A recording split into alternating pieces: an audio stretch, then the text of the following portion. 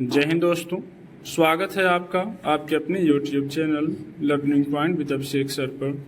दोस्तों, अगर आप चैनल पर नए हैं तो चैनल को सब्सक्राइब कर लीजिए और बेल आइकन प्रेस कीजिए ताकि आप डेली डिक्टेशन पा सकें। दोस्तों, आप सबके लिए उत्तराखंड APS और EPFO का पेड बैच चलाया जा रहा है, जिसमें आपको 3 डिक्टेशन डेली प्रोवाइड किए जाते हैं। तो अगर आप कोई भी बैच ज्वाइन करना चाहते हैं तो इस नंबर पर संपर्क कर सकते हैं 7393976701। आप हमें इस नंबर पर व्हाट्सएप या टेलीग्राम पर मैसेज कर सकते हैं, बैच की इन्फॉर्मेशन ले सकते हैं और अगर ज़रूरी हो तो कॉल भी कर सकते हैं। डिक्टेशन शुरू होगी 5 सेकंड बाद।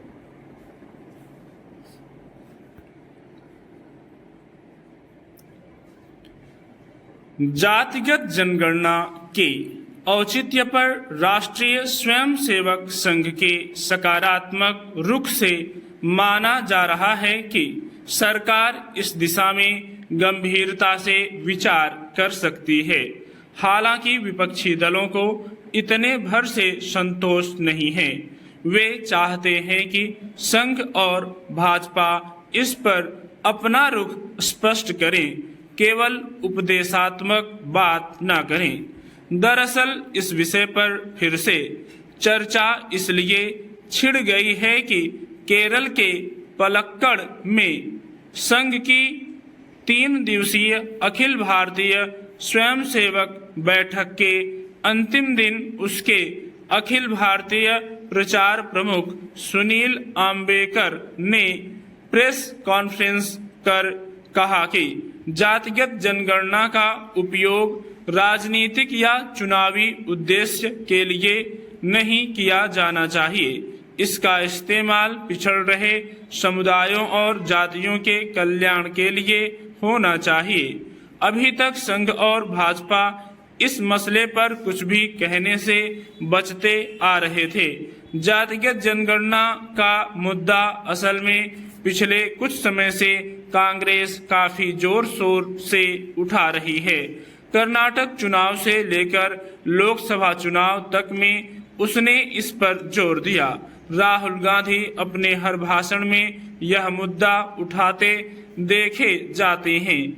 इसलिए कुछ लोगों का मानना है कि भाजपा और RSS को लगने लगा है कि इस विषय में लंबे समय तक चुप्पी साधे रहना नुकसानदेह हो सकता है।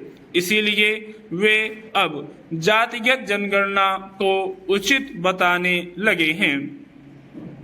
आरक्षण का मुद्दा पिछले कुछ वर्षों में काफी संवेदनशील हो चुका है। इस बात से इनकार नहीं किया जा सकता कि ज्यादातर दल इसका इस्तेमाल अपना जनाधार बढ़ाने, आरक्षण से वंचित जातियों को अपने पाले में खींचने के मकसद से ही करते रहे हैं, मगर संवैधानिक बाध्यताओं के चलते राज्य सरकारें 50% की सीमा पार नहीं कर पाती। कुछ वर्ष पहले केंद्र सरकार ने भी आरक्षण का दायरा बढ़ाकर उसमें कुछ और जातियों को शामिल किया था, मगर तमाम प्रयोगों के बावजूद आरक्षण को लेकर बहुत सारे समुदायों और जातियों में असंतोष बना हुआ है। ऐसे में सिद्धांत रूप में यह उपाय निकाला गया कि जातिवार जनगणना होनी चाहिए और जिस जात की जितनी संख्या हो उसी आधार पर आरक्षण तय किया जाए। इसके लिए संविधान संशोधन हो। सर्वोच्च न्यायालय ने भी पिछले दिनों व्यवस्था दी कि मलाईदार तबके को आरक्षण की व्यवस्था से बाहर रखा जाना चाहिए और जातियों के भीतर उपजातियों का भी वर्गीकरण होना चाहिए। मगर इस व्यवस्था के विरोध में बहुजन समाज पार्टी ने देशव्यापी आंदोलन कर दिया था।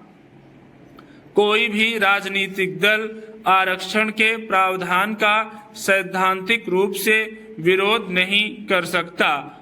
अब जिस तरह कांग्रेस ने जातिगत जनगणना को बड़ा मुद्दा बना दिया है, उसमें हर पार्टी को अपना जनाधार संभालने की चिंता पैदा हो गई है।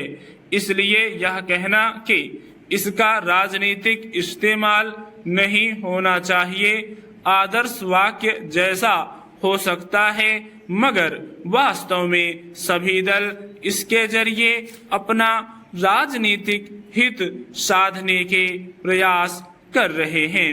यह तो सही है कि वंचित समुदायों और जातियों को उनकी संख्या के आधार पर वरीयता देकर ही उनके कल्याण की उम्मीद बन सकती है, पर हमारे देश में जिस तरह की जातिगत जटिलताएं हैं उन्हें सुलझाना आसान काम नहीं है।